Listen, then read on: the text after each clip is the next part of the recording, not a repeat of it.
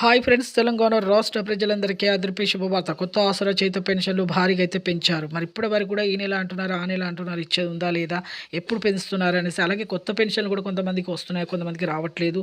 మరి అలాగే కొంతమందికి రద్దు అవుతున్నాయి. మరి ఎందుకు రద్దు అవుతున్నాయి అనేసి కూడా అడగడం జరుగుతుంది. ప్రతి ఒక్కరు కూడా ఇన్ఫర్మేషన్ అనేది క్లారిటీగా అయితే చెప్తానండి. స్కిప్ చేయకుండా అయితే వీడియో అయితే చూస్తేనే మీకైతే అర్థమవుతుంది. లేట్ చేయకుండా అయితే వీడియోలకి అయితే వెళ్ళిపోదాం. కొత్త వారికి, పాత వారికి, వృద్ధులకి, వితంతువులకి, ఒంటరి మహిళలకు 4,000, వికలాంగులకి 6,000, హెచ్ఐబీడీ, చేనేత, మగ్గం కార్మికులకు 4,000, అలాగే డయాలసిస్ వారికి కూడా 4,000 అండి. ప్రతి ఒక్కరు కూడా ఇవ్వడం జరుగుతుంది. కానీ ఇప్పుడు అసెంబ్లీ మీటింగ్‌లో ఎలాంటి అప్డేట్ అయితే మరి పెంపు విషయంలో అయితే రాలేదండి.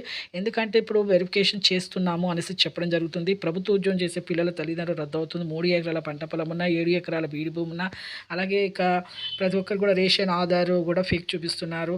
అలాగే ఇక డబుల్ పెన్షన్స్ తీసుకున్నారో రద్దు చేస్తున్నాము. అలాగే ఇక 3 నెలల వరకు ఎవరైతే పింఛను తీసుకుంటున్నారో వాళ్ళకి కూడా రద్దు చేస్తున్నాము. అలాగే 4 వీలర్ ఉన్న బిల్డింగ్స్ ఉన్నా కూడా రద్దు చేస్తున్నామని కూడా చెప్పడం జరిగింది.